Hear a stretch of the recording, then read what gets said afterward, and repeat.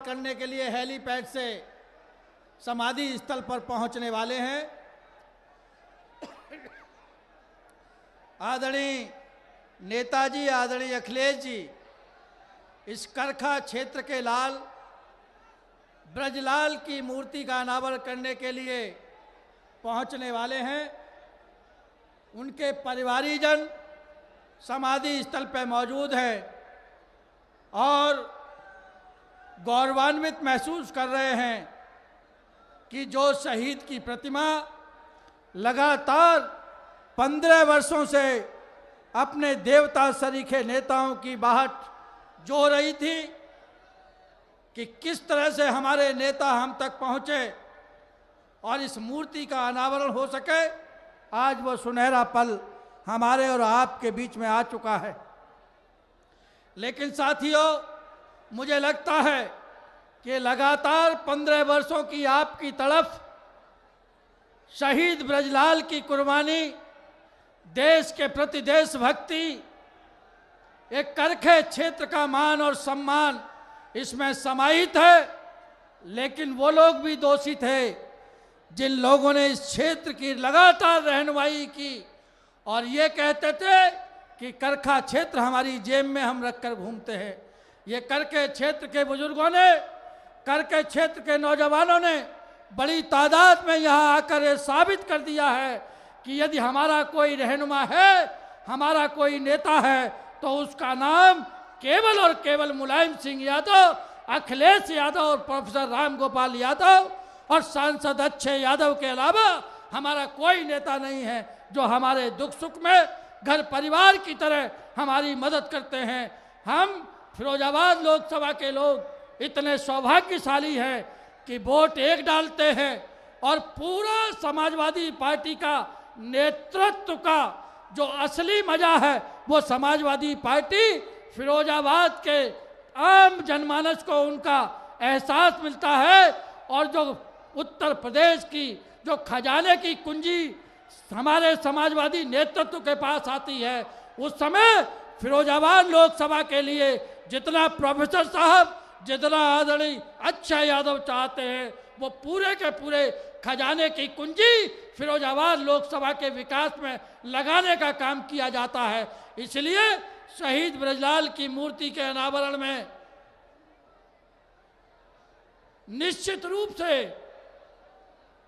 ये जितने लोग खड़े हैं, पीछे लोगों को असुविधा हो रही है, मेरी प्रार्थना है आप टोपी लगाकर, समाजवादी पार्टी के अनुशासित सिपाही हैं, खास तौर से नौजवानों से निवेदन है कि आपको आगे लंबी राजनीति करनी है, इसलिए अनुशासन में रहना सीखो। आदरणीय प्रोफेसर साहब जिस मंच पर विराजमान होते हैं, जिस सभा में जाते हैं, अनुशासन अपने आप कायम हो जाता है। इसलिए मेरी प्रार्थना है कि जो लोग, खास तौर से जो नौजवान खड़े हैं ये बल्लियों के सहारे, ये बैठ जाए तो पीछे जो हमारे बुजुर्ग बैठे हैं उन बुजुर्गों को भी बहुत आराम से दिखाई देगा। मेरी प्रार्थना है कि ये जो सामने खड़े हैं, हु हल्ला कर रहे हैं, अभी आपके रहनुमा नेता अभी यहीं आएंगे और आप सीधे सीधे उनको सुनेंगे। मेरी प्रार्थना है ये सामने जो बल्लियों पे खड़े हैं नौजवान, ये बैठ जाए वहीं पे ताकि पीछे आराम से लोग देख सकें। बहुत बहुत धन्यवाद।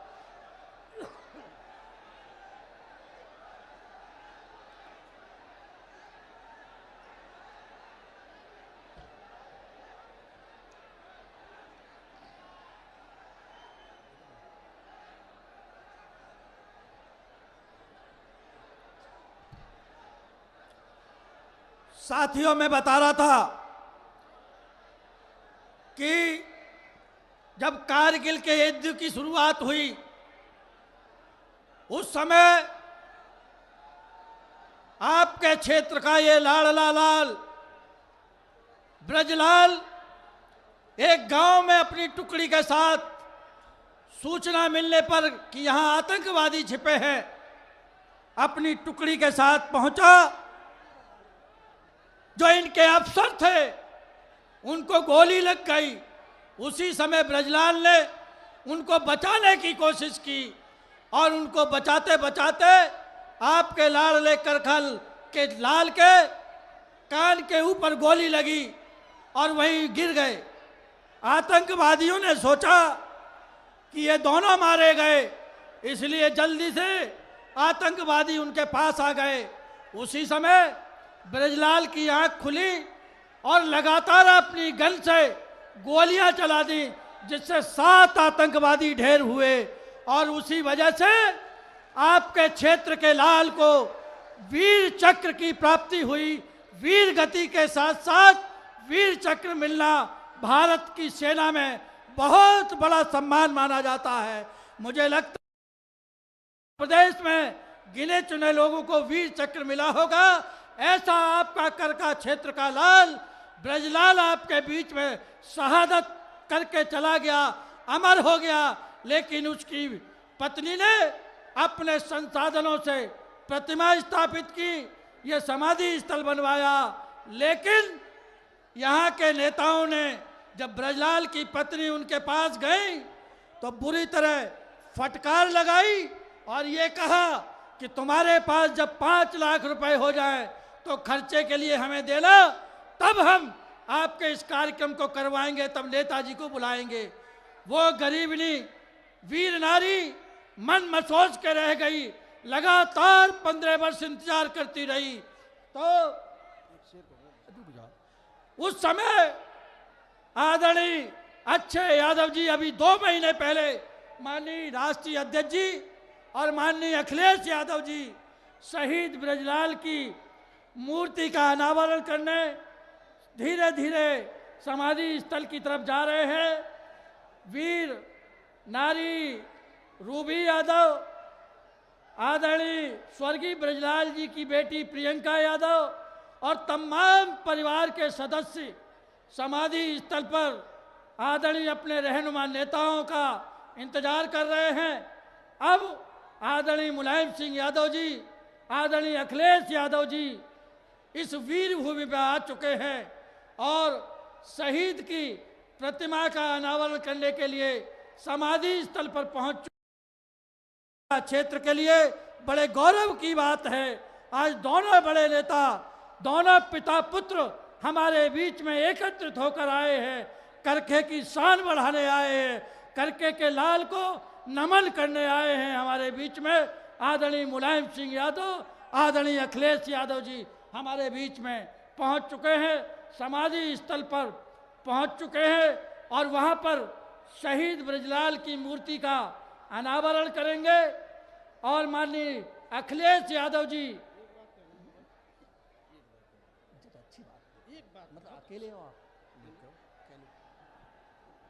साथियों, जख्म तो आएंगे, मरहम नहीं आने वाला। सादगी के लिए ये परचम नहीं आने वाला। आने वाली कई सदियों को तरसना होगा। दूसरा कोई मुलायम और अखिलेश नहीं आने वाला, नहीं आने वाला, नहीं आने वाला।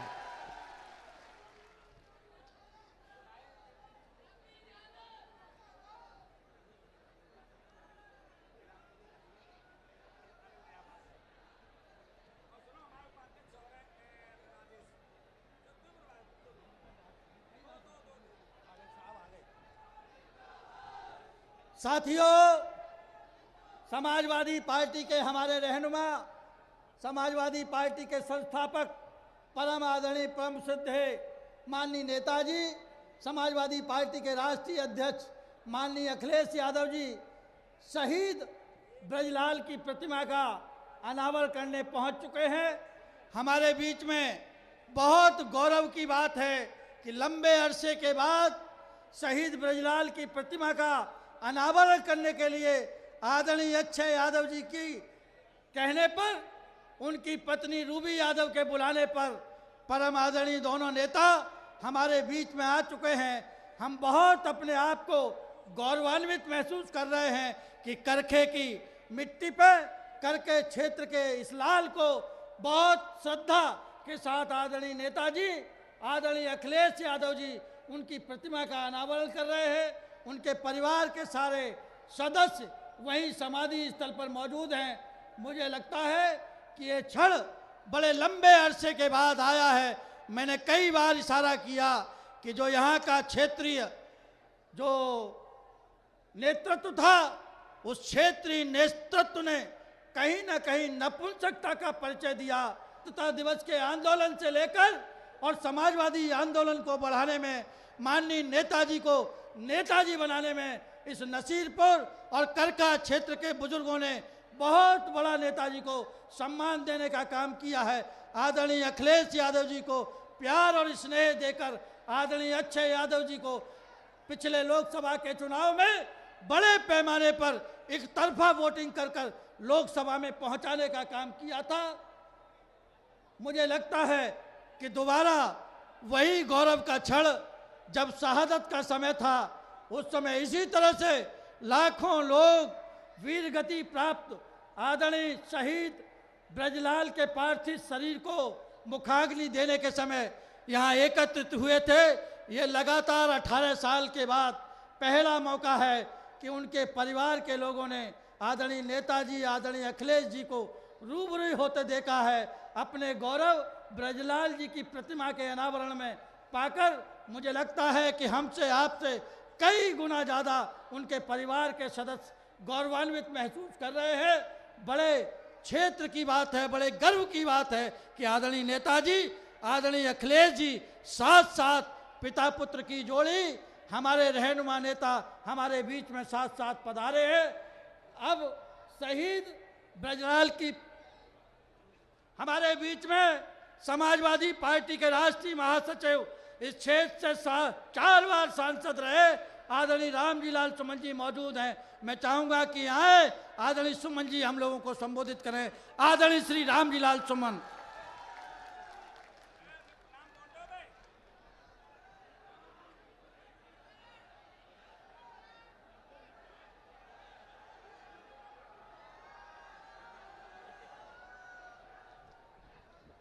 आप उनसे कहवा दो। हमारे बीच में भैया आगे से बैठ जाओ, पीछे से बहुत लोग परेशान हैं। आप अनुशासित सिपाही हो समाजवादी पार्टी के, और फौज में तो अनुशासन चलता है। यह जीता जागता सबूत अनुशासन का आदरणीय ब्रजलाल जी की ये प्रतिमा का अनावरण हो रहा है, इसलिए अनुशासन का परिचय दें। मैं बिना किसी भूमिका के समाजवादी पार्टी के सम्मानित प्रदेश अध्यक्ष, हमारे अगुआ आदरणीय श्री नरेश उत्तम जी हमारे बीच में हैं। मैं आदर और सम्मान के साथ उनसे आग्रह करूंगा कि आदरणीय नरेश उत्तम जी आए और अपनी बात रखें। आदरणीय नरेश उत्तम जी, प्रदेश अध्यक्ष समाजवादी पार्टी उत्तर प्रदेश। अमर शहीद ब्रजलाल के मूर्ति अनावरण के अवसर पर आयोजित विशाल जनसभा के आदरणीय अध्यक्ष, हम सबके नेता धरती पुत्र माननीय मुलायम सिंह यादव जी, और इस विशाल जनसभा के मुख्य अतिथि इस देश के करोड़ों किसानों, नौजवानों, गरीबों के मसीहा परम आदरणीय अखिलेश यादव जी, और इस कार्यक्रम में उपस्थित समाजवादी चिंतक, हम सबके नेता परम आदरणीय प्रोफेसर राम गोपाल जी, आदरणीय उदय प्रताप जी, आदरणीय धर्मेंद्र यादव जी, आदरणीय सुरेंद्र नगर सांसद जी, आदरणीय राजपाल जी, मंचासीन सभी सम्मानित नेतागण, उपस्थित भाइयों बहनों, नौजवान दोस्तों, पत्रकार साथियों, सबसे पहले मैं अमर शहीद ब्रजलाल जी को श्रद्धा सुमन अर्पित करता हूं और नमन करता हूं।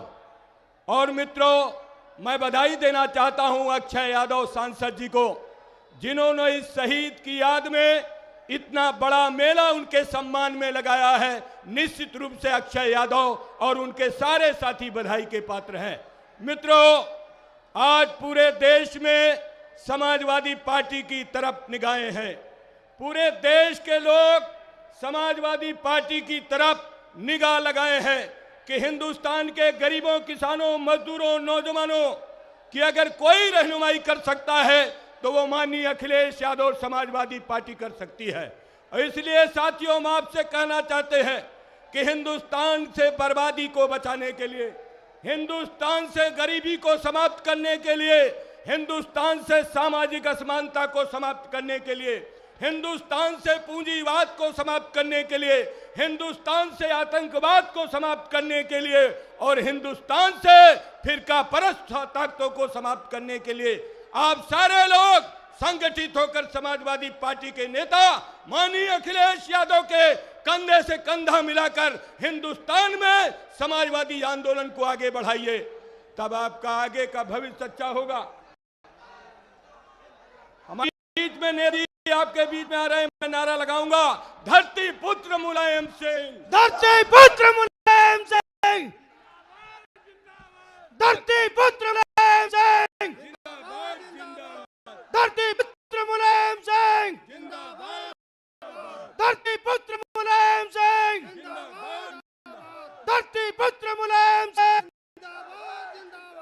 धरती पुत्र मुलायम सिंह, धरती पुत्र मुलायम सिंह, धरती पुत्र मुलायम सिंह, धरती पुत्र मुलायम सिंह, जिंदाबाद जिंदाबाद, अखिलेश यादव जिंदाबाद, समाजवादी पार्टी, जिंदाबाद, धरती पुत्र मुलायम सिंह, जिंदाबाद जिंदाबाद, धरती पुत्र मुलायम सिंह, जिंदाबाद जिंदाबाद, धरती मुलायम सिंह। आप बीच में माननीय नेताजी हैं, हम आप सबको आशीर्वाद देने आए हैं। मैं उत्तर प्रदेश समाजवादी पार्टी की तरफ से धरती पुत्र अपने प्रिय नेता माननीय मुलायम सिंह जी का स्वागत करता हूं और अभिनंदन करता हूं। और आप सारे साथियों से ये हम कहना चाहते हैं कि आपके बीच में आपके प्रिय माननीय अखिलेश यादव जी, आपके बीच में माननीय अखिलेश यादव जी हैं, जिन हाथ में समाजवादी आंदोलन की कमर है।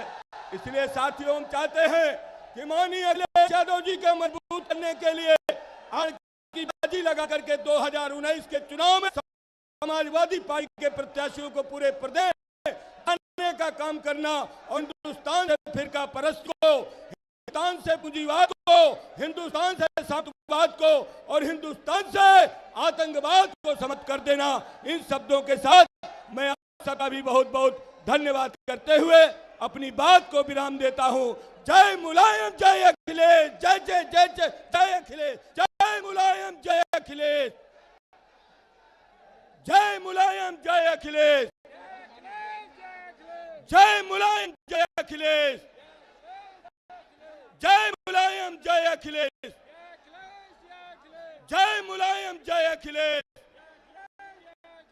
जय मुलायम, जय अखिलेश, अखिलेश यादव जिंदाबाद, अखिलेश यादव जिंदाबाद। साथियों, अपना अपना मंच में स्थान ग्रहण कर लें। माननीय नेताजी और माननीय अखिलेश जी हमारे बीच में हैं। मैं निवेदन कर रहा हूं कि मंचासीन जो नेता हैं अपना अपना स्थान ग्रहण कर लें ताकि पूरे अनुशासन के साथ इस कार्यक्रम को सुचारू रूप से चलाया जा सके। मैं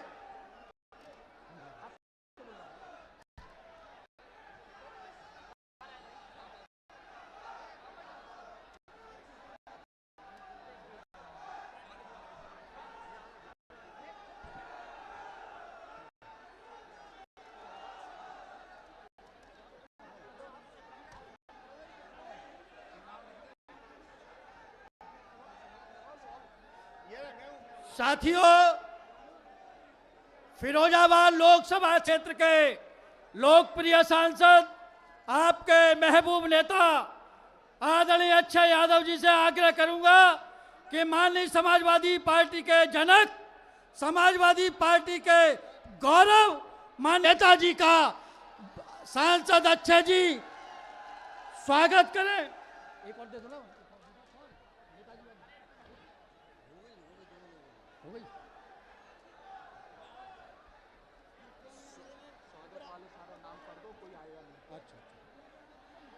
माननीय नेताजी, माननीय अखिलेश यादव जी का स्वागत करने के लिए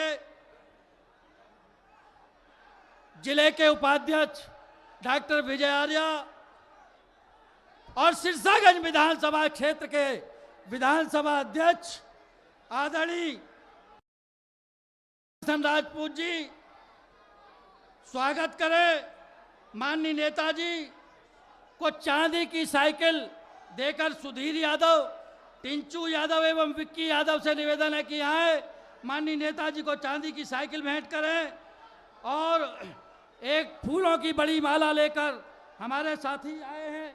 माला नहीं लानी, नाम पढ़ दो। अच्छा, बस सबके स्वागत माने जाएंगे राष्ट्रीय अध्यक्ष जी का। ठीक है। माननीय राष्ट्रीय अध्यक्ष जी का आदेश है कि स्वागत करने वालों का मैं नाम ले रहा हूं। उनका सत्कार करने वालों में आदरणीय मुकेश यादव, अनिल यादव, दौजी यादव, अशोक यादव, अरविंद गुप्ता, अशफाक अहमद सिद्दीकी, रवि वाल्मीकि, नीरज यादव और युवजन सभा के जिलाध्यक्ष गौरव यादव, लोहियावानी के जिलाध्यक्ष केवी यादव, यूथ ब्रिगेड के जिलाध्यक्ष कमलेश यादव, छात्र सभा के जिलाध्यक्ष आशु यादव और मदनपुर आराव ब्लॉक के पूर्व ब्लॉक प्रमुख राम भाई आदरणीय नेताजी का स्वागत करेंगे।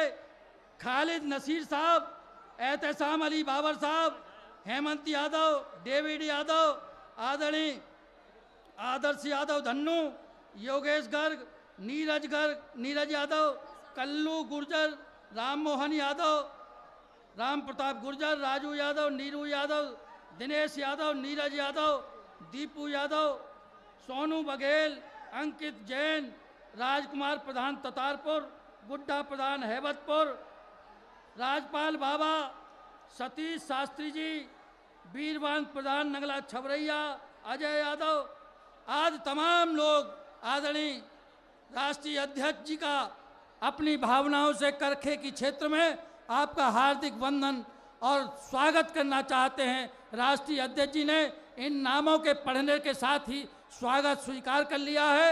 माननीय नेताजी ने भी स्वीकार कर लिया है।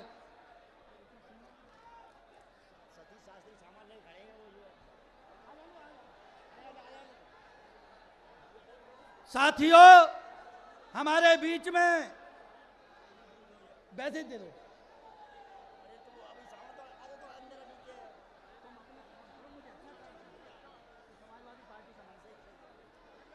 साथियों, बस ऐसे ही दे दो, आप ऐसे ही दे दो। चलो,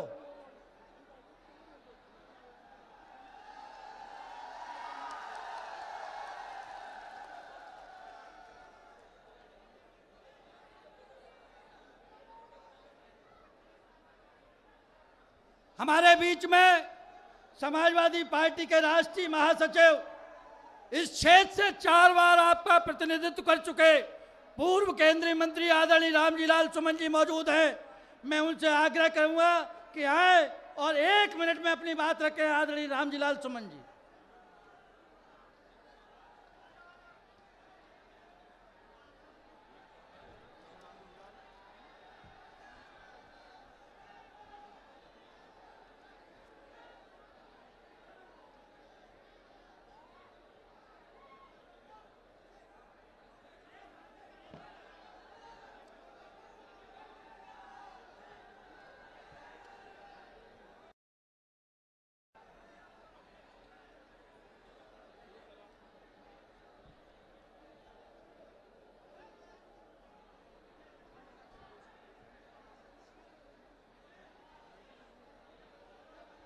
अरे बैठ जाओ यार। ए, इनको बैठा व्यवस्थित तो करो। वहाँ पूरी फौज थोड़ा सा रुक जाओ यार।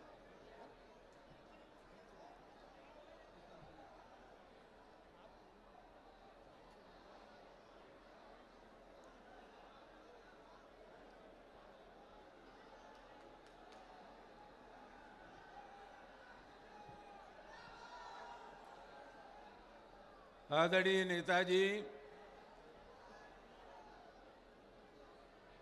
समाजवादी पार्टी के राष्ट्रीय अध्यक्ष, इस सूबे के पूर्व मुख्यमंत्री अखिलेश यादव जी, प्रोफेसर रामगोपाल यादव जी,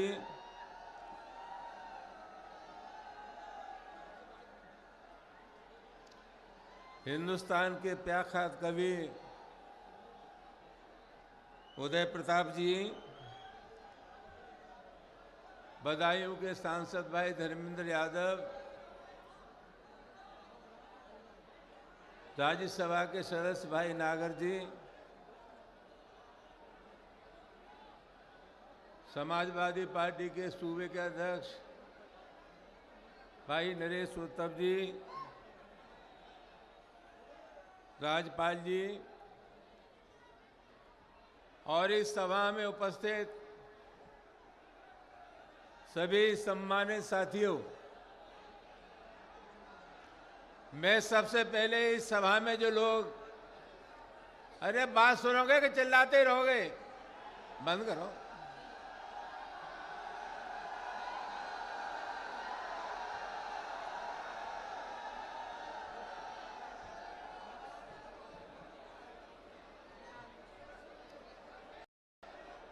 और सम्मानित साथियों,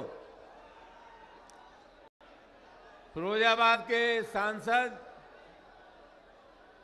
वर्तमान सांसद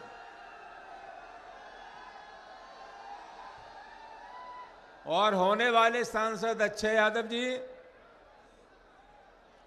और दोस्तों,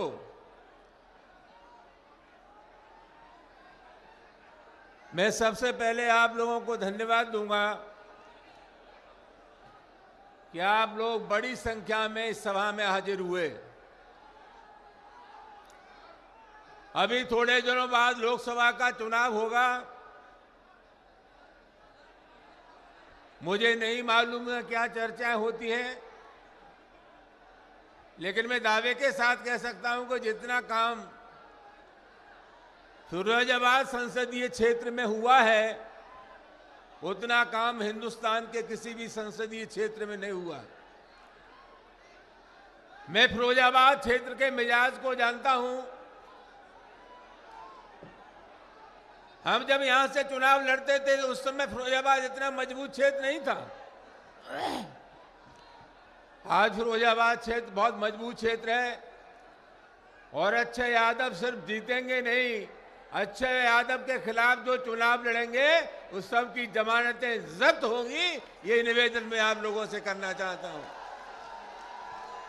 जितने लोग यहां खड़े हैं, उनके परिवार के लोग, उनके साथी, शुभचिंतक, मित्र, अगर वही वोट डाल देंगे तो अक्षय यादव प्रचंड बहुमत से फिरोजाबाद से चुनाव जीत जाएंगे। दोस्तों, मैं एक दो बात आप लोगों से कहना चाहूंगा बहुत संक्षिप्त में। हम समाजवादी पार्टी के कार्यकर्ता हैं। हम ये कहें कि अक्षय यादव, अखिलेश यादव बहुत अच्छे मुख्यमंत्री थे, उसका कोई मतलब नहीं है। अब तो खेत रेलवे में सफर करने वाले लोग, बसों में चलने वाले लोग ये स्वीकार करते हैं कि अखिलेश यादव उत्तर प्रदेश के बेहतरीन मुख्यमंत्री थे। दोस्तों, ये 2009 में लोकसभा का चुनाव होने वाला है। हम ये जानते हैं कि हम अकेले हिंदुस्तान की सरकार नहीं बना सकते, लेकिन मैं बड़े अदब से साथ आपसे कहना चाहूंगा, 2019 में जो लोकसभा का चुनाव होगा और समाजवादी पार्टी के जो सांसद चुन के जाएंगे, वो सरकार समाजवादी पार्टी के सांसदों के पर नाचने का काम करेगी। ये काम 2019 के चुनाव में होगा। मुझे और कुछ नहीं कहना, आपसे एक ही फरियाद, एक ही निवेदन करना है कि मेहरबानी करके आगे आने वाले समय में भारी बहुमत से समाजवादी पार्टी के प्रत्याशी अखिलेश यादव को अक्षय यादव को जिता देना। मैं शहीद ब्रजलाल की स्मृति को प्रणाम करता हूं और कल एक नौजवान और शहीद हुआ है जलेसर विधानसभा क्षेत्र में, रेजुआ गांव का। हम उनकी स्मृति को भी प्रणाम करते हैं। बहुत बहुत धन्यवाद। साथियों, अब आपके बीच में आपके सांसद, समाजवादी पार्टी के नौजवान सांसद, फिरोजाबाद लोकसभा क्षेत्र के आपके नेता आदरणीय अक्षय यादव जी से आग्रह करूंगा कि आए और विशाल जनसमूह को संबोधित करें। आदरणीय सांसद अक्षय यादव जी।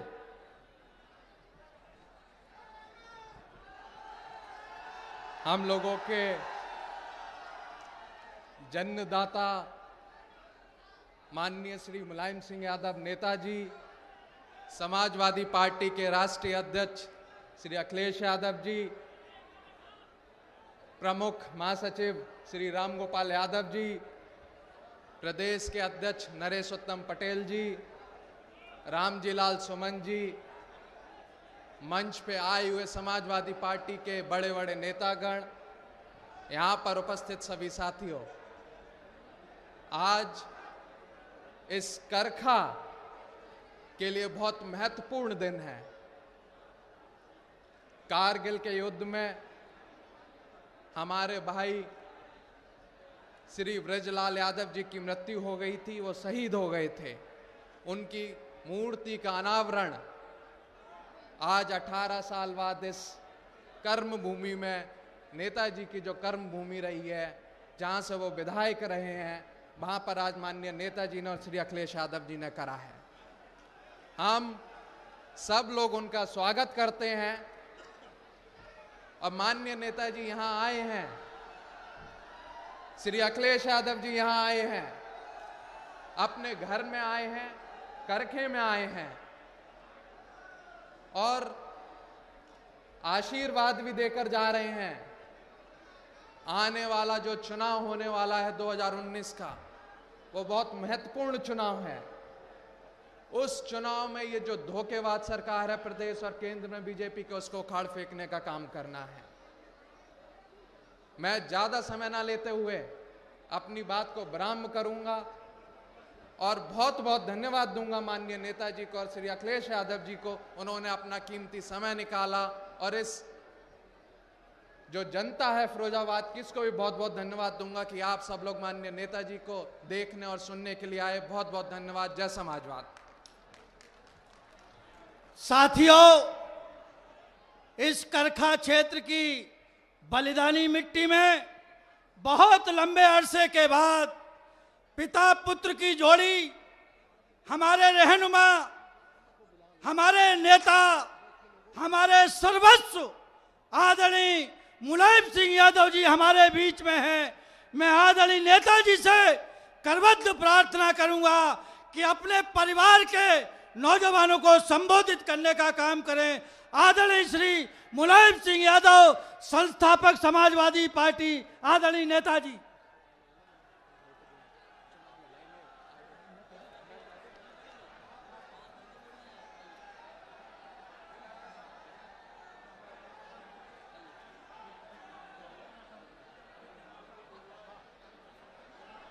आदरणीय नेताजी के बोलने से पहले आपके नौजवान नेता सांसद अक्षय यादव आदरणीय नेताजी को 19 के चुनाव में भारतीय जनता पार्टी को हराने के लिए एक भारी भरकम थैली भेंट करेंगे।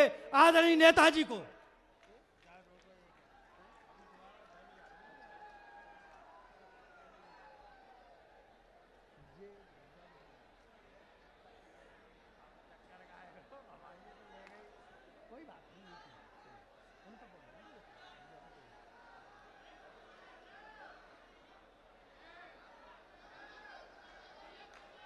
जाओ।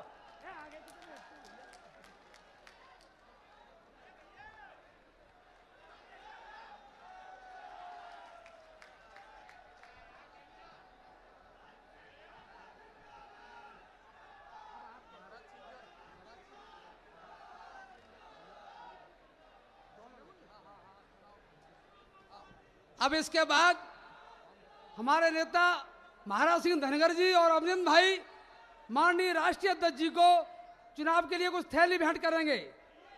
महाराज सिंह बघेल जी और अभिनंदन भाई जी, आज के इस जन सैलाव में फिरोजाबाद की जनता ने जिस तरह से यहाँ हम सब नेताओं का, माननीय नेताओं का मनोबल बढ़ाया है, इसके आगे माननीय सांसद जी का, अक्षय जी का चुनाव 2019 का पूरी तरह से सफलता प्राप्त करेगा।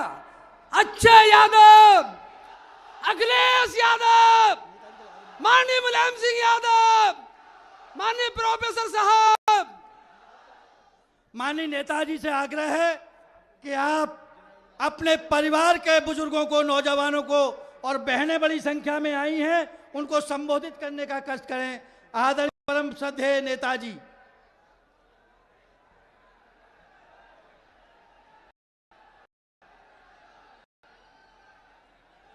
साथियों, आग्रह हुआ है समाजवादी पार्टी के राष्ट्रीय प्रमुख महासचिव आदरणीय श्री प्रोफेसर रामगोपाल यादव जी हम सारे लोगों को संबोधित करेंगे। आदरणीय प्रोफेसर साहब, जिंदाबाद जिंदाबाद।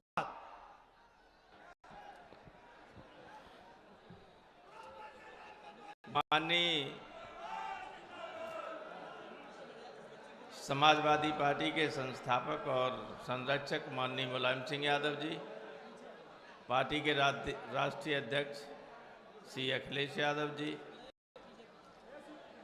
पार्टी के राष्ट्रीय महासचिव श्री सुमन जी, श्री सुरेंद्र नागर जी, हमारे और नेताजी दोनों के गुरु परम आदरणीय उदय प्रताप सिंह जी,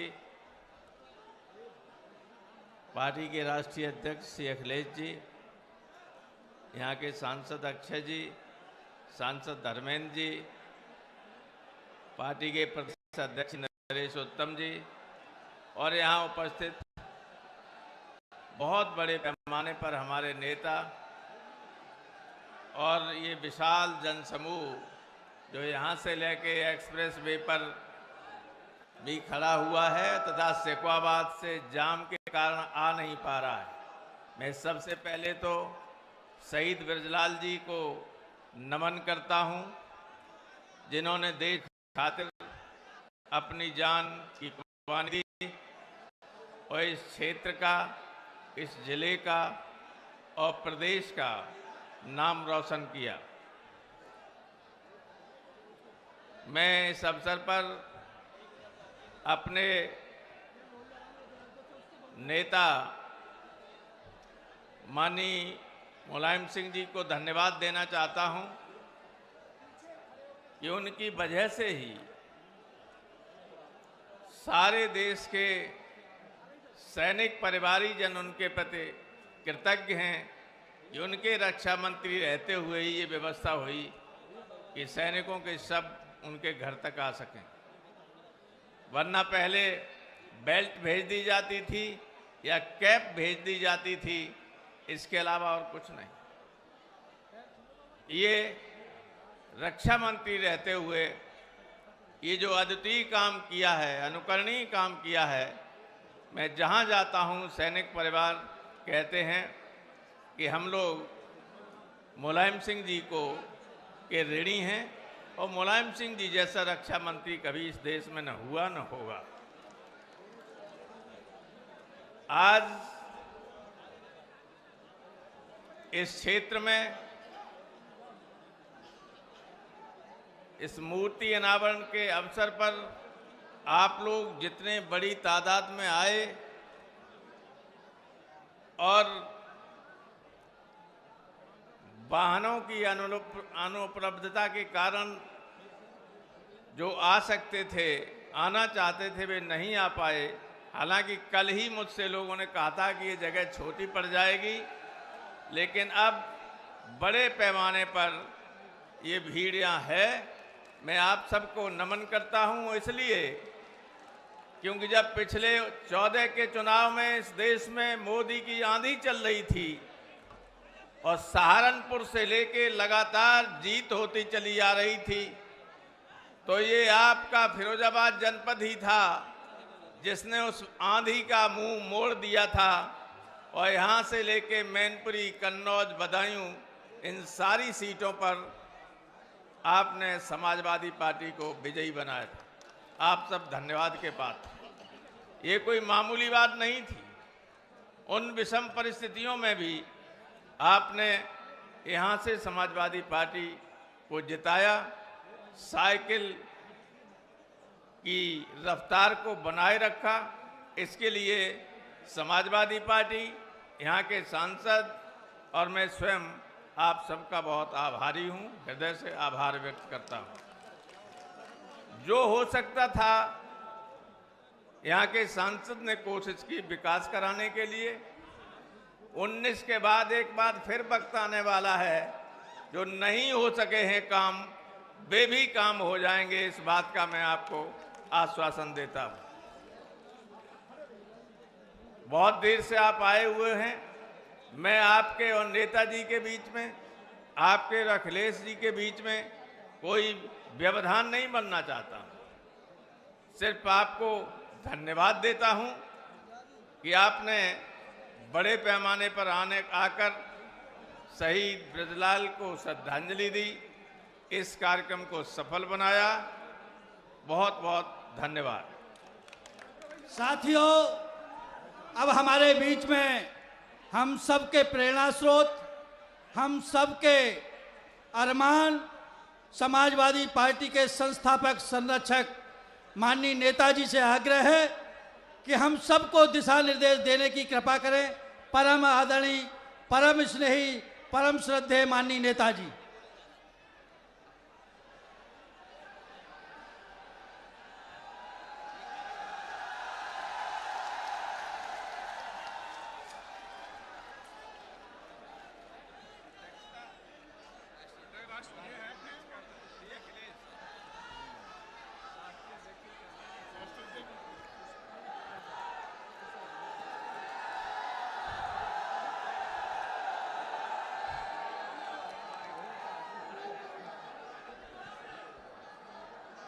माननीय अध्यक्ष जी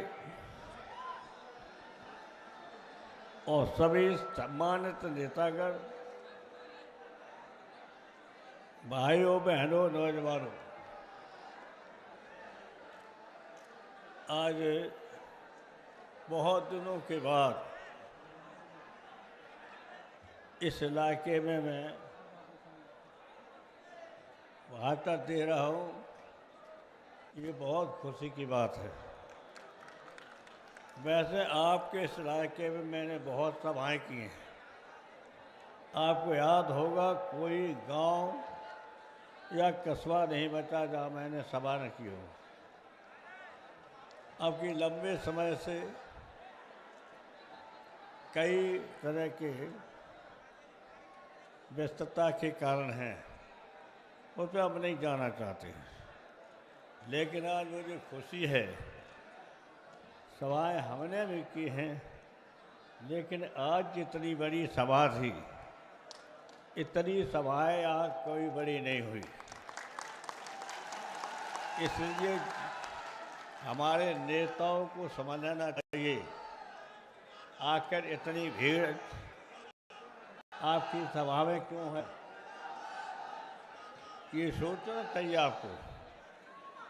आपको ये संकल्प लेना चाहिए कि इनकी भावनाओं के अनुसार हम काम करेंगे और इनकी समस्याओं को हल करेंगे। आपसे हमारी अपील है कि आप मिल भी सकते निमंत्रण को तो पत्र लिखना, पता और नंबर लिख देना। जो समस्या होगी वो समस्या हम आपके पत्र पढ़ के हल करेंगे। आज एक जरूर बात कहेंगे, ये चुनाव ज़्यादा महत्वपूर्ण हो गया है। ये चुनाव महत्वपूर्ण हो गया है बहुत। ये हुआ है कि बीजेपी के नेता निकल पड़े सब जगह, हर पोलिंग पर उनकी ड्यूटी लग गई। हर पोलिंग पर पैसा खर्च कर रहे हैं, पैसा जाने कितना इनके पास है। हर पोल में पैसा बीजेपी खर्च कर रही। वो पैसा खर्च करे, आप पसीना बहा देना और पसीना बहा करके आप समाजवादी पार्टी को जिता लेना। ये सरकार, आपकी सरकार बनाना बहुत जरूरी है। पहले सरकार हम लोगों ने बनाई है 4 बार। आपके लोगों को, नौजवानों को सुविधा मिली है। बहुत नौजवानों को नौकरी मिली, किसी को कुछ भी मिला, सुविधा हमने हर वर्ग के लोगों को दी। महिलाओं को सुविधा दी, महिलाओं को विशेष सुविधा दी। तो सभी वर्गों के लोगों के लिए समाजवादी पार्टी ने काम किया। लेकिन ये बीजेपी सब वर्गों के लिए काम नहीं कर रही है, वो अपनी पार्टी के लिए काम कर रहे हैं सिर्फ। लेकिन ये समझ लेना चाहिए कि आप मुकाबला करेंगे। समाजवादी पार्टी ने ही पहले बीजेपी को हराया था।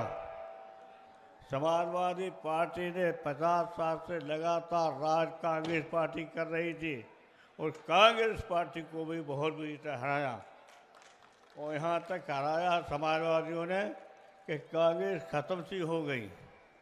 अब कांग्रेस का वो महत्व नहीं रहा है। अब आगे चल कर के आपको ये विचार कर लेना चाहिए कि हम किसान के लिए, गरीब के लिए, मजदूर के लिए और नौजवान बेरोजगार हैं, उनको रोजगार देने का काम करेंगे।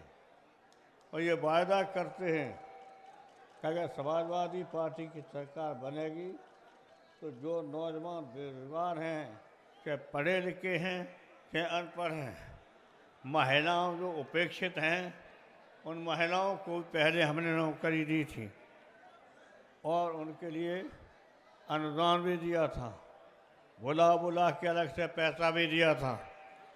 और चेक ले जा करके महिलाएं दिखाती थी। कानपुर में एक कानपुर के बहुत प्रतिष्ठित थे कांग्रेस के, वो कहते थे मैंने सोचा ही नहीं था कि समाजवादी पार्टी हमारी कांग्रेस की महिलाओं को भी सम्मानित करेंगे। तो ये माहौल ऐसा बना था कि कांग्रेस हो चाहे बीजेपी हो, कोई भी हो, उनके कुछ लोग उन्होंने तारीफ की थी समाजवादी पार्टी सरकार की। और फिर वादा करते हैं, बैठे हैं प्रोफेसर रामपाल, और अब तो ज़्यादा मेहनत करनी पड़ेगी अखिलेश को। अखिलेश सोचे कि हमने रामपाल ने और अपने साथी तमाम हैं, रामजीलाल सुमन हैं, ये सब मिल करके कितनी मेहनत की थी, कितना संघर्ष किया था, कितनी जेल में गए हैं। बकेवर कांड में हम लोग वहाँ मारे गए, हमारे कार्यकर्ता घायल हुए करीब 85, और उसके बाद हमको बंद किया, और बंद किया तो 6 महीना तक हम जेल में पड़े रहे। फिर रामपाल ने किसी तरह से सरकार से मिलकर के मुझे पैरोल से बाहर निकाला, जमान नहीं पैरोल से निकाला रामपाल ने। तो इसलिए हम आपसे कहना चाहते हैं कि आप कभी डरना मत। अत्याचार कर सकती है बीजेपी, हम मानते हैं, लेकिन बीजेपी की सरकार को तो हटाना बहुत ही जरूरी हो गया है, और कोई नहीं हटा सकता, बीजेपी ही हटाएगी, वो समाजवादी हटाएगी बीजेपी को। ये ध्यान रखना सभी लोगों, ये संकल्प लेके जाना कि बीजेपी की सरकार को हम नहीं बनने देंगे, समाजवादी पार्टी की सरकार बनाएंगे जिसमें सब वर्गों के लिए हम काम करेंगे। और आज के आपके बीच मुझे खुशी है, बहुत दिनों के बाद मौका मिला। आपके यहाँ बहुत सभाएं मैंने की, यहाँ ठहरे भी बहुत हो, चाहे फिरोजाबाद हो, चाहे सुखाबाद हो, चाहे जसराना हो, इधर सब जगह हम ठहरे हैं। गाँव रात को ठहरे हैं। अब नेता लोग रात को ठहरते नहीं, और हम जहाँ सभा करते थे ठहरते थे। मिर्ज़ापुर की जगह हम 3 दिन रह लगातार। मिर्ज़ापुर में हम कभी जीतते नहीं थे, फिर मिर्ज़ापुर में सबको हरा दिया और समाजवादी पार्टी वहाँ बहुमत में आ गई। इसलिए आप वकीलों से ही बात करना, सभी वर्गों के लोगों से बात करना। वकील बहुत अच्छा प्रचार करते हैं कचहरी पे, और मुवक्किल उनका आता है, उनको बताते हैं, चर्चा करते हैं। इसलिए आज ये इलाका वो है जिस इलाका से समाजवादी कभी नहीं हारी है, यहाँ तक समाजवादी पार्टी जीत के गई हमेशा। इसलिए हमें खुशी है कि यहाँ पर हमारा ये नौजवान लड़का, अरे क्या नाम है, क्या नाम, ये देखिए अब हमारा नौजवान अक्षय है, और तुम नौजवानों समझ लीजिए, नौजवान बहुत मेहनत करके ये काम करेगा। इस नौजवान की बहुत मदद करना, क्योंकि अभी बच्चा है लेकिन समझ अच्छी है, पढ़ा लिखा अच्छा है, अनुभव उसको है, इसलिए हमें बड़ी खुशी होगी को सम्मानित कर दो। यहाँ से जीत होगी तो अक्षय का सम्मान बढ़ेगा और आपके लिए मेहनत करेगा, आपकी सेवा करेगा और इसके बाद हम भी आपकी सेवा करेंगे, हमेशा सेवा करते रहे। आप चिट्ठी लिख देंगे या मेरे पास आ जाएंगे, हम आपके किसी गांव में देखें और आ सकते हैं।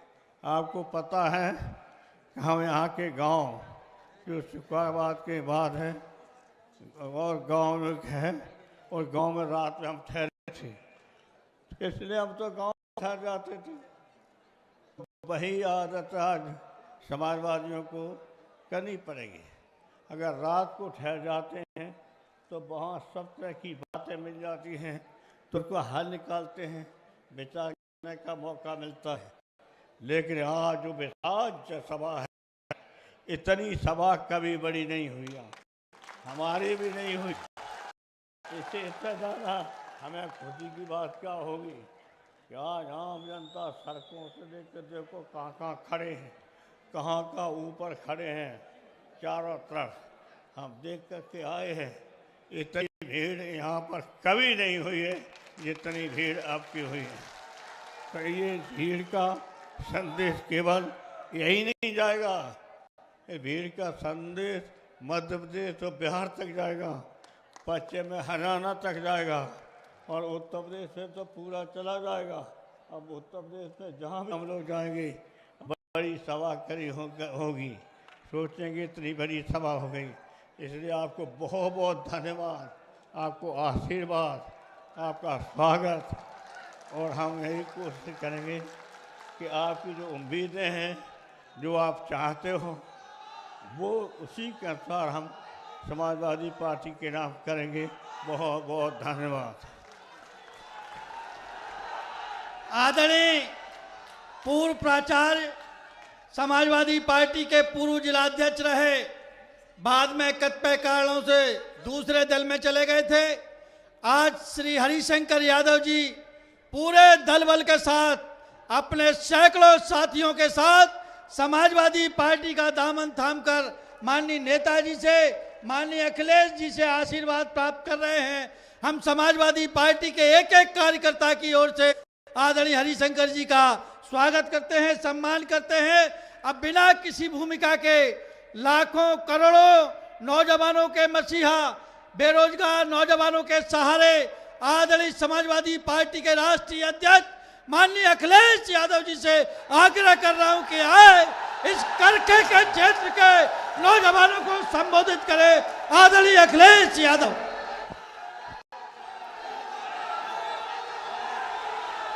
आज के इस कार्यक्रम में शहीद ब्रजलाल यादव के सम्मान के लिए सभा जो हो रही है, उसके मुख्य अतिथि पार्टी के और हमारे आपके सबके नेता आदरणीय नेताजी, मंच पर उपस्थित आदरणीय उदय प्रताप सिंह जी, पूर्व सांसद, पूर्व मंत्री आदरणीय रामजी सिंह, राज्यसभा में सांसद सुरेंद्र नागर जी, समाजवादी पार्टी के प्रमुख राष्ट्रीय महासचिव आदरणीय राम गोपाल यादव जी, यहाँ के लोकप्रिय सांसद नौजवान सांसद अक्षय यादव, क्योंकि बहुत बड़ी संख्या में हमारी पार्टी के नेता हैं, प्रदेश के अध्यक्ष नरेश उत्तम जी और बड़ी संख्या में मंच पर नेता बैठे हैं। समाजवादी सभा में आए हुए सभी हमारे आदरणीय बुजुर्ग, माताएं, बहनें, नौजवान साथी, पत्रकार बंधुओं, मैं सबसे पहले इस सभा के लिए मैं आप सबको बहुत बहुत धन्यवाद और आभार प्रकट करता हूं। भर गया है, ऐसा दृश्य शायद पहले कभी नहीं देखा होगा जो आज सम्मान में आप लोग इकट्ठे हुए हैं। मैं नेताजी का आभार प्रकट करता हूं कि शहीद के सम्मान में आप यहां पर आप पुराने लोगों से मिलने आए हैं। ये वही पुराने लोग जिनके साथ और जिन्होंने संघर्ष कर करके आपने उनको रास्ता दिखा करके राजनीति की ऊंचाइयों तक पहुंचाया है। और वही समाजवादी आंदोलन जो शुरू हुआ था आपके संघर्ष से, यही यहाँ के और तमाम लोगों ने जो सहयोग किया, उसी आंदोलन को हम सब मिलकर के आने वाले समय में ऊंचाइयों तक ले जाने का काम करेंगे। आज जहां हम ब्रजलाल यादव को याद कर रहे हैं, उनकी वीरता को याद कर रहे हैं, फौज के शौर्य को याद कर रहे हैं, वहीं हम उनको नमन करते हैं और ये भी भरोसा दिलाते हैं कि हम समाजवादी लोग शहीदों के सम्मान में जो कुछ हो सकता है वो हमेशा हम समाजवादी लोग उनके परिवार के लिए, उनके लिए हमेशा करते रहेंगे। अभी हमसे पहले जब राष्ट्रीय प्रमुख महासचिव जी बोल रहे थे, ये नेताजी का ही फैसला था, वरना शहीदों को देखने को नहीं मिलता था। शहीदों के कुछ कपड़े, कुछ मेडल, कुछ चीजें, सामान आ जाता था और फौज वही लेकर के आती थी और वही सम्मान माना जाता था। लेकिन यही नेताजी ने जब फैसला बदला और इस फैसले के बाद अगर शहीद कहीं भी, कोई भी, किसी ऊंची चोटी पर भी हुआ होगा तो फौज उसको सम्मान से ला करके उसके गांव और घर कर वो सम्मान देने का काम अगर आज मिल रहा है तो वो नेताजी की देन है। इस फौज के बारे में क्या कहा जाए, कम है। अगर कभी कोई धैर्य के बारे में जानना चाहे, आप में हमसे दुनिया का कोई अगर धैर्य के बारे में समझना चाहे, तो मैं समझता हूं अगर धैर्य समझना है तो यही हमारे फौज के जो सैनिक हैं, जवान हैं, अगर इनसे जानने को मिलेगा तो धैर्य हमें सीखने को मिलेगा। और वहीं हम ऐसे समय पर भी हैं, हमें दुख होता है कि एक जो सरकार में लोग बैठे हैं, उन्हें हमारी फौज को भी नहीं छोड़ा, उसको भी राजनीति में लेकर के आ गए हैं। राजनीति में उनको भी धकेल दिया। जो सम्मान फौज का है वो उसकी हम कल्पना नहीं कर सकते। भारत माता के वीर न जाने कितने शहीद हुए, न जाने कितने शहीद हो गए। अगर किसी ने सबसे ज्यादा सम्मान दिया है तो जब कभी भी समाजवादी सरकार रही होगी, उन शहीदों के परिवार को सम्मान देने का काम समाजवादी लोगों ने किया है। सरकार तो जो मदद करती ही करती है, प्रदेश सरकारों ने भी जो मदद करने का सिलसिला शुरू किया था।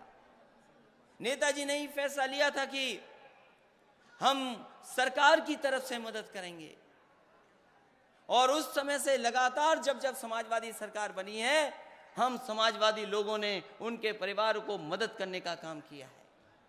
पहले तो नेताजी के समय पे 5 लाख सरकार से मदद होती थी, लेकिन जब समाजवादी सरकार इस बार बन गई तो उसी पैसे को बढ़ा करके हम लोगों ने 20 लाख कर दिया था। और केवल फौज के लिए नहीं किया था, जो कोई भी कहीं भी है, पैरामिलिट्री में है और अगर अपनी जिम्मेदारी निभाते निभाते अगर उसकी जान चली गई तो उसकी भी मदद की। और अगर आपके पुलिस का कोई भी जवान अगर कहीं कहीं शहीद हो गया या ड्यूटी पे उसकी जान चली गई, उसकी भी मदद करने का काम समाजवादी लोगों ने 20 लाख से किया। एक बार जब मैं मिला उसके घर के परिवार के लोगों से, जब मैं गाजीपुर गया था, जब मैं मिला एक शहीद के परिवार से, तो देखा कि उसके माँ बाप आए हुए हैं, बूढ़े हैं, लेकिन कोई मदद नहीं मिली है। उसी दिन समाजवादी लोगों ने फैसला ले लिया कि जो शहीद है उसके माँ बाप की भी अलग से 5 लाख की मदद करने का काम कोई करेगा तो समाजवादी लोग करेंगे।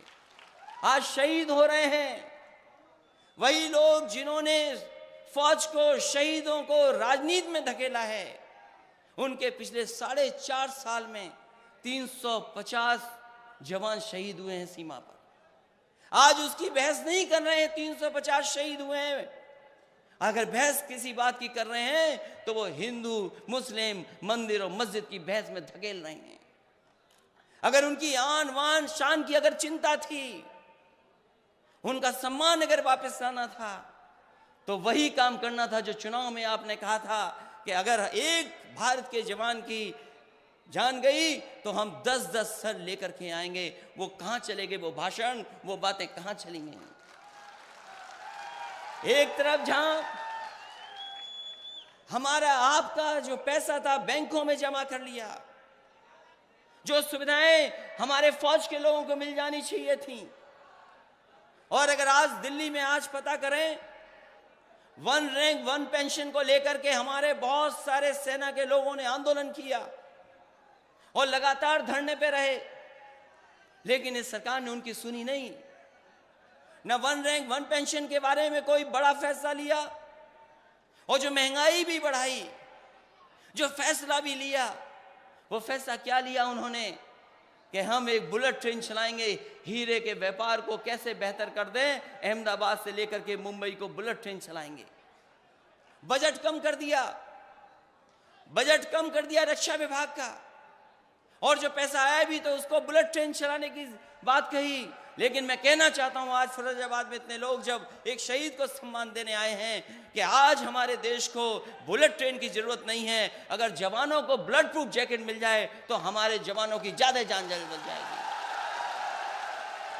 जहां जवानों के साथ धोखा किया है, जहां सीमा पर रहने वाले, कठिनाइयों में नौकरी करने वाले, और आज अगर हम चैन से सो रहे हैं तो वही हमारे जवान जो सीमा पर जाकर के हमारे कठिनाइयों में सीमा की रक्षा कर रहे हैं। हमें खुशी है इस बात की कि नेताजी ने हमारा एडमिशन मिलिट्री स्कूल में ही कराया, और मिलिट्री स्कूल में एडमिशन होने की वजह से हमने फौज के लोगों को बहुत करीब से देखा है। इतना अनुशासन का जीवन कोई नहीं जीता जितना फौज के लोग जीते हैं। उनके फौज के लोगों का त्याग की कल्पना नहीं कर सकते हैं। वो जिंदगी भर अपनी नौकरी सीमा पर गुजार देते हैं भारत की सेवा करते करते। ये अगर अपमान किसी ने किया है फौज के लोगों का, तो ये भारतीय जनता पार्टी के लोगों ने किया, जिन्होंने उन्हें भी राजनीति में धकेलने का काम किया। इस मौके एक शहीद ब्रिजलाल को याद कर रहे हैं, वही हम तमाम अपने जो सेना से अवकाश प्राप्त हैं, हम उन सेना के तमाम जवानों और अधिकारियों को भी अभिनंदन करते हैं, बधाई देते हैं कि उन्हीं की मेहनत से, उन्हीं की सेवा की वजह से आज देश हमारा इतना आगे है। जहां जवान दुखी, वहीं किसान किसके हाल पे छोड़ दिया ये कोई नहीं जानता। ये हमारे किसान, याद होगा बीजेपी के लोगों ने कहा कि हम सरकार में आ जाएंगे तो हम किसानों की आय दोगुनी कर देंगे। यहां बहुत सारे किसान हैं, सब किसान हैं, बताओ किसकी आय दोगुनी हो गई इनकी सरकार में?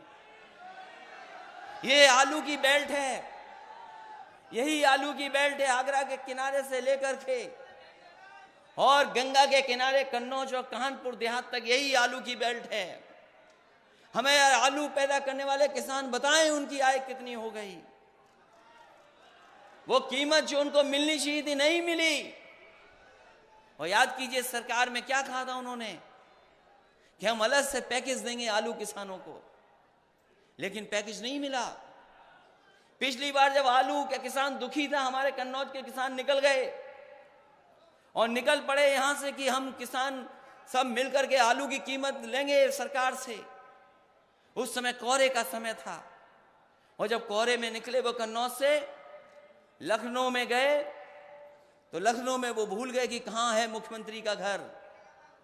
और जब कोहरे में मुख्यमंत्री जी का घर नहीं दिखाई दिया उन्हें, तो उन किसानों ने जहां भी बड़ी बिल्डिंग दिखाई दी वहां आलू छोड़ करके आ गए। गवर्नर साहब के यहां भी आलू छोड़ा है, थोड़ा सा विधानसभा में भी छोड़ा है, मुख्यमंत्री आवास में भी छोड़ा है। उसके बावजूद भी सरकार ने आलू किसानों के लिए कोई राहत, कोई मदद, कोई फैसला उनके पक्ष में नहीं लिया। खाद कितनी महंगी हो गई, डीएपी कितनी महंगी हो गई।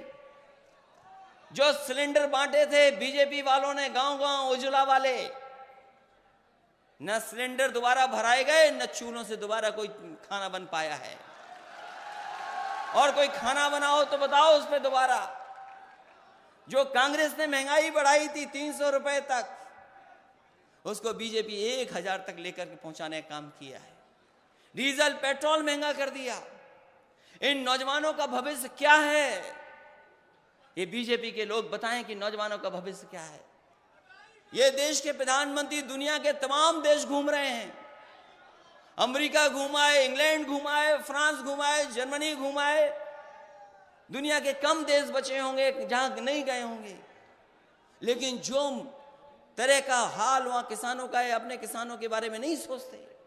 जितने भी दुनिया के देश देखे हैं प्रधानमंत्री ने, एक भी देश में किसान आत्महत्या नहीं कर रहा है, लेकिन यहां सबसे ज्यादा आत्महत्या, अगर 40,000 तक किसानों ने आत्महत्या की है तो पिछले 4.5 साल में भारतीय जनता पार्टी की सरकार में आत्महत्या कर ली है।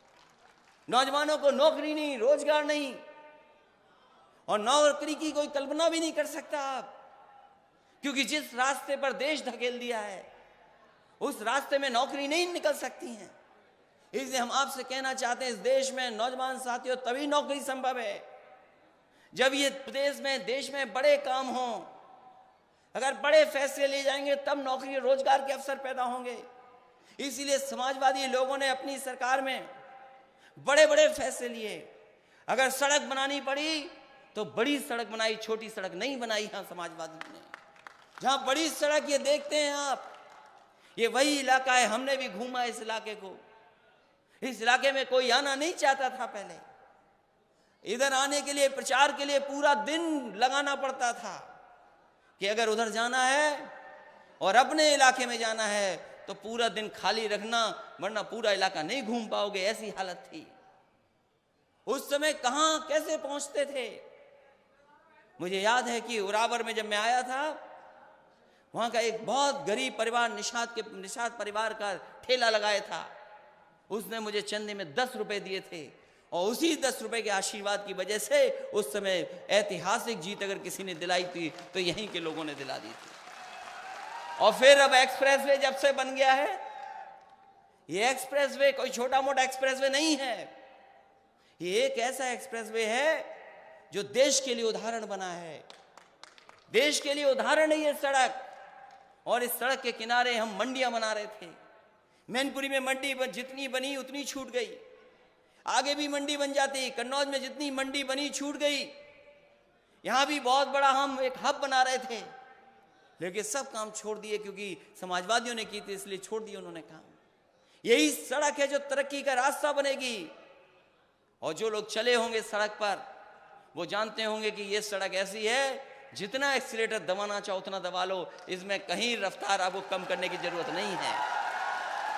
मैं आपको भरोसा दिलाता हूं, जब हेलीकॉप्टर पर यहीं उतरे थे हम इसी सड़क पर, और जब इस सड़क का शिलान्यास नेताजी ने किया था, तो नेताजी जब शिलान्यास करने आए थे तो बोले कि इस सड़क का हम शिलान्यास तो कर रहे हैं, लेकिन अगर उद्घाटन की तारीख नहीं होगी तो शिलान्यास किसी मतलब का नहीं है। इस सड़क को हम लोग 36 महीने में बनाना चाहते थे। नेता ने कहा कि 36 महीने में बनाओगे तो सरकार बनी नहीं बनी, कोई और उद्घाटन कर देगा तब। तो मैंने कहा नेताजी आप बताओ कितने दिन में ये सड़क बनानी है।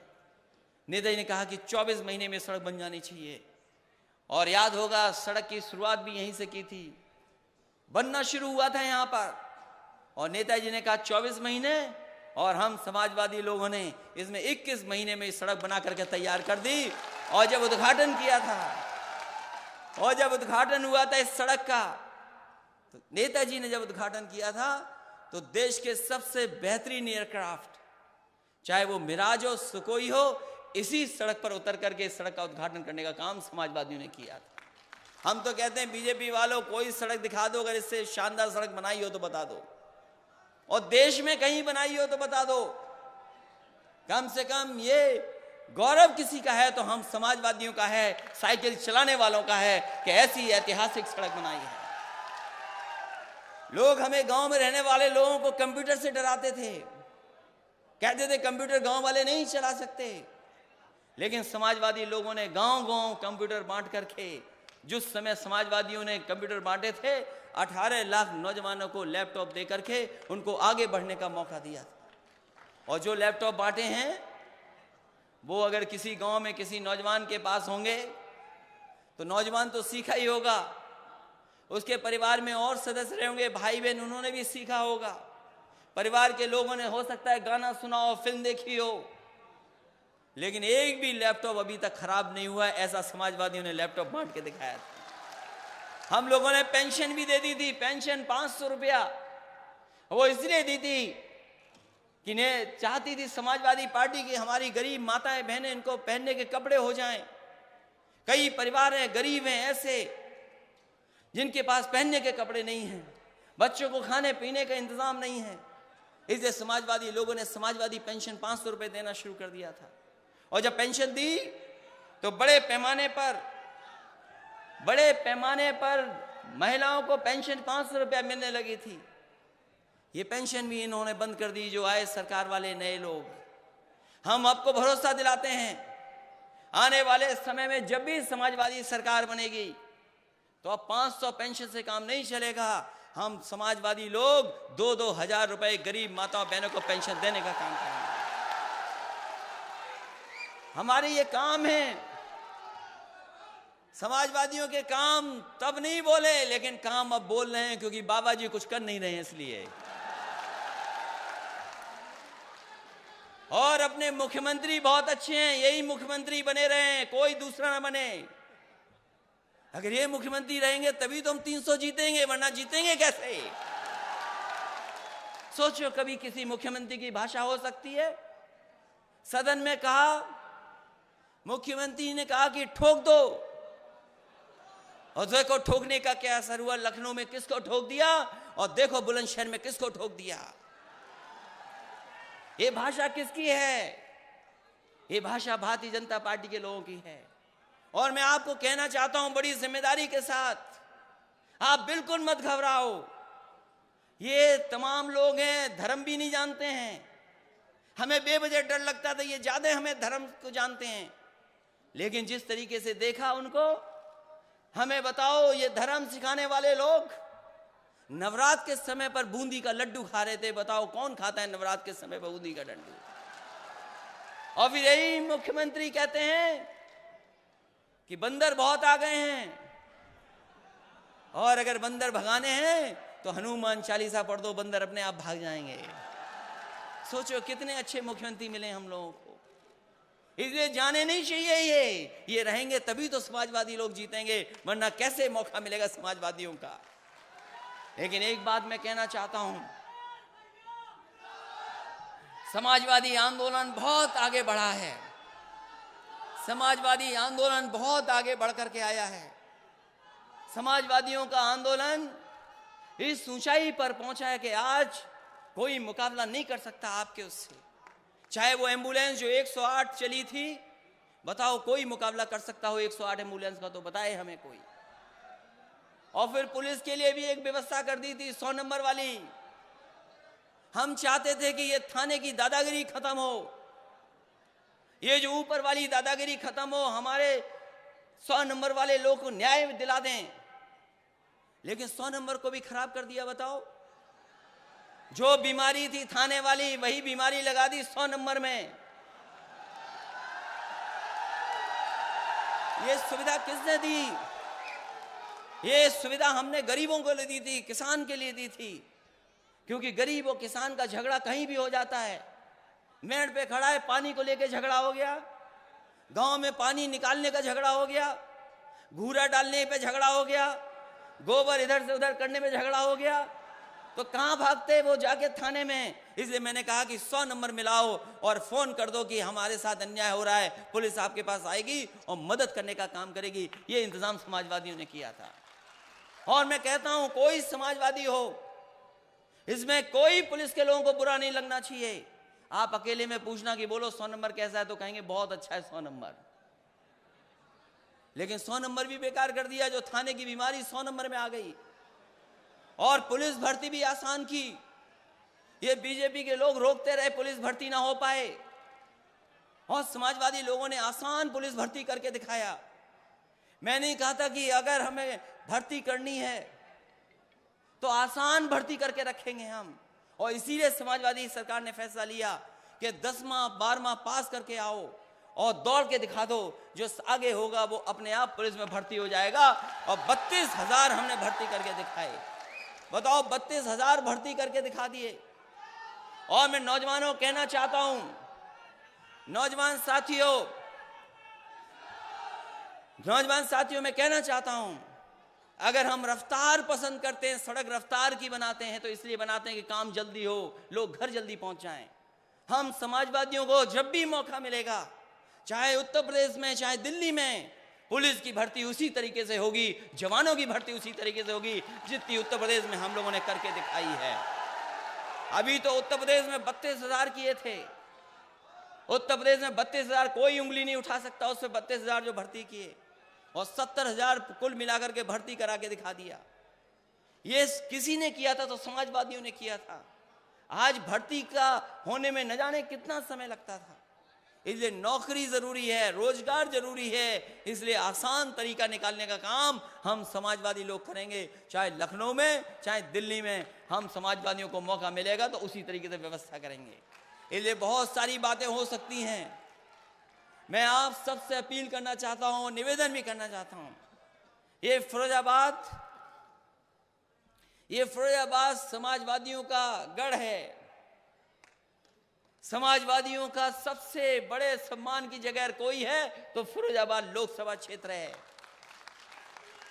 मुझे भी लोग इसलिए लेकर के आए थे कि फिरोजाबाद आपका घर है, आप चुनाव लड़िए। हमें भी यहां पे सम्मान मिला। हालांकि डिंपल को भी लड़ाया था मैंने, और वो जो डिंपल को लड़ाया था, जो उस समय गोला गोला कर रहे थे, वो आज फिर गोला गोला कर रहे हैं। ये बात उस समय भी मैंने कहा था कि यही लोग हैं जिन्होंने पहले धोखा दिया और ये लोग फिर धोखा देने जा रहे हैं। इसलिए समाजवादी साथियों, साइकिल, ये मौके बार बार नहीं मिलते हैं। चुनाव में भी हम लोग आएंगे, चुनाव में भी हम आएंगे और आपसे निवेदन करेंगे। ये राजनीति में मौके नहीं मिलते हैं। अगर 2014 में हम 5 ही रह गए तो आज भी 2019 में हम लोग 5 ही जीते हैं। ज्यादा गिनती उपचुनाव बढ़ा पाए थे। ये जो तारीख तय है, चुनाव तय है, 5 साल में एक बार चुनाव होता है। इसलिए मैं आप सबसे निवेदन अपील करूंगा, ये बड़ी लड़ाई है।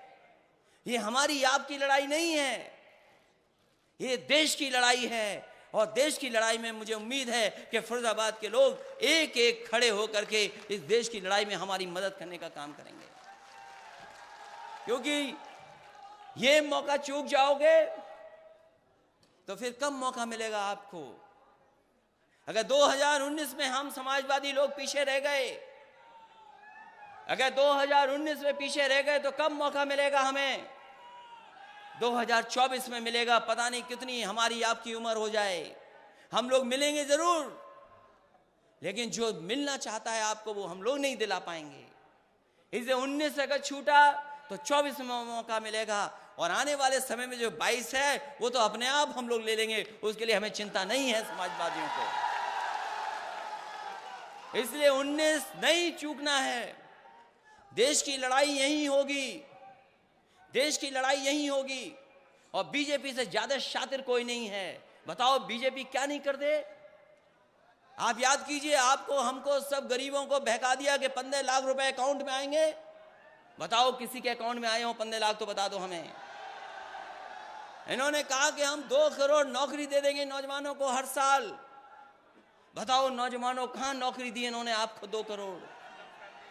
और वो दिन भूल गए जब लाइन में लगे थे आपने नोटबंदी से कहा कि काला धन वापस आ जाएगा, भ्रष्टाचार खत्म हो जाएगा।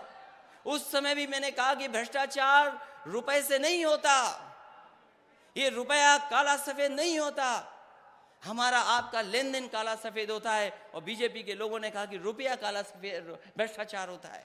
कहां भ्रष्टाचार खत्म हो गया, कौन सा काला धन वापस आया। एक अच्छी शराब बनाने वाला था, वो भी सब पैसा लेके भाग गया, देश छोड़ के चले गए। हम पे और आप पे एक ही तो इल्जाम था, याद कीजिए। आप पे और हम पे इल्जाम ये था कि थाने में देखो तो यादव हैं, यहां पर देखो तो यादव हैं।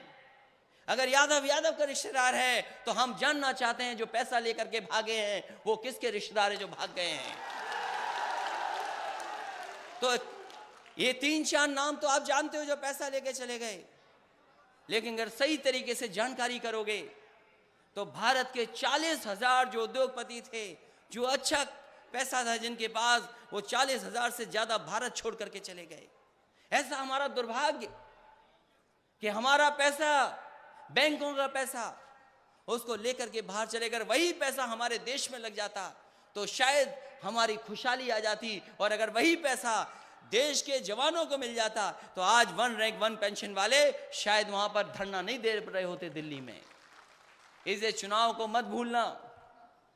और फिरोजाबाद के लोगों पहली गिनती यहीं से होनी चाहिए, और बीजेपी कई टीम लेकर के आएगी, ABCD EFGH। ये बीजेपी का काम करने का तरीका है।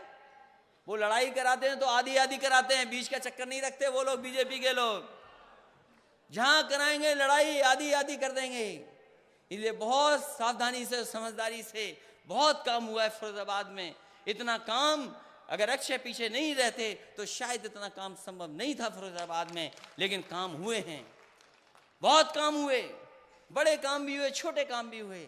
लेकिन सवाल और चुनाव काम का नहीं है, ये चुनाव है देश बचाने का चुनाव है, समाज को बचाने का चुनाव है। वरना बीजेपी के लोग देश तो तोड़ ही रहे हैं, समाज को भी तोड़ने का काम करेंगे। और क्यों भूल जाते हो आप कि कम आबादी के लोग ज्यादा पा रहे हैं। जो कम है आबादी में, गिनती के हैं कुछ, वो ज्यादा पा रहे हैं। जो आबादी में ज्यादा हैं वो कम पा रहे हैं। सोचो तो कैसा हिसाब किताब इन बीजेपी के लोगों ने बनाया है। इसलिए सावधान रहें और समझदारी से साइकिल को मत भूलना। और जब नेताजी आए आशीर्वाद देने, और नेताजी का आशीर्वाद बना रहे, यही हम समाजवादी लोग चाहते हैं। और हमें उम्मीद है कि इसी तरीके से नेताजी समय समय पर आशीर्वाद देते रहेंगे। इन्हीं शब्दों के साथ हम फिरोजाबाद की जनता का बहुत बहुत धन्यवाद देते हैं।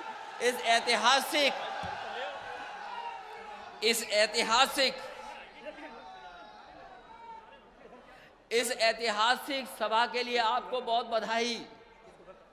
और ऐसे भी लोग हैं जो झंडा हमारा लगा करके अनुशासनहीनता हमारे खिलाफ कर रहे हैं। कैसे कैसे लोग हैं बताओ, झंडा हमारा और खिलाफ भी हमारे। ये कौन से तरीके का मामला है? हम कहते हैं कि ऐसे अनुशासन के खिलाफ काम करने वालों के खिलाफ अगर हम लोगों को कार्रवाई करनी पड़ेगी तो पीछे नहीं हटने वाले।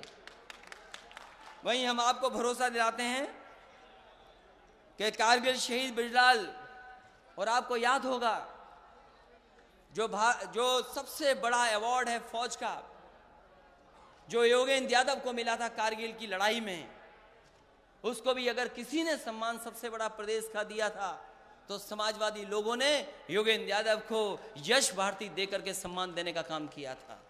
उनके गांव को भी काम किया हम लोगों ने, जो मदद हो सकती थी वो भी किया। उनके कहने से वहां पर हमने एक 100 बेड का अस्पताल भी दे दिया, लेकिन ये सरकार ने सब वापस ले लिया, सब वापस ले लिया। जो सम्मान दिया था वो भी वापस ले लिया। फौज के लोगों को पहली बार यश भारती से सम्मान किया समाजवादियों ने, जो सम्मान दिया, और सम्मान राशि जो महीने की मिलती थी वो भी वापस ले ली। शहीदों की तो ले ली, हमारे कवि लोगों की भी ले ली, आदरणीय उदय प्रताप सिंह जी की भी वापस ले ली। इसलिए हम भरोसा दिलाते हैं इस परिवार को कि जो भी मदद करनी होगी हम लोग मदद करने का और सहयोग करने का और उनके सम्मान बढ़ाने का काम करेंगे। इन्हीं शब्दों के साथ आप सबका बहुत बहुत धन्यवाद और आभार प्रकट करता हूं कि इस उम्मीद और इस भरोसे के साथ कि समाजवादी पार्टी की जो लड़ाई है, जो सम्मान देने का हमारा कार्यक्रम है समाजवादियों का, उस कार्यक्रम और योजनाओं की आप मदद करेंगे और इस आंदोलन को और देश की सीमा तक ले जाएंगे। इन्हीं शब्दों के साथ आप सबका बहुत आभारी हूं और अक्षय जी का विशेष बधाई, धन्यवाद। उनके सहयोगी साथियों का इसलिए धन्यवाद कि उन्होंने ये ऐतिहासिक सभा की है। ये लोगों का समुंदर दिखाई दे रहा है। अभी तो चुनाव नहीं आया है, अभी पूरा गुस्सा नहीं निकला है बटन दबाने वाला। जब बटन दबाने वाला आएगा तो न जाने कितने लोग दिखाई देंगे, लेकिन जहां देख रहे हैं वहां बड़ी संख्या में लोग दिखाई दे रहे हैं। हम सबका धन्यवाद देते हैं, बहुत बहुत बधाई आपको।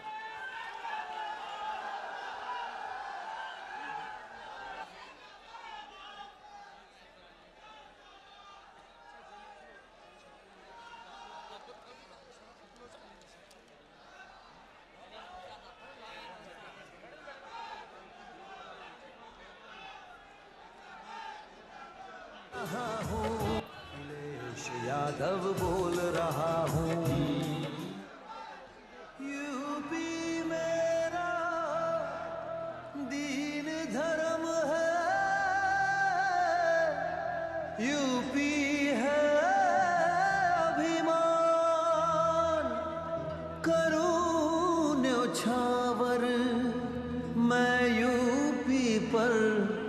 तन मन धन और जान।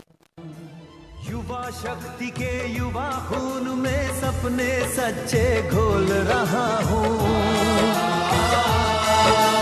युवा शक्ति के युवा खून में सपने सच्चे घोल रहा हूँ। सुनो साथियों, सुनो भाइयों, सुनो साथियों, सुनो भाइयों, अखिलेश यादव बोल रहा हूँ। अखिलेश यादव बोल रहा हूँ।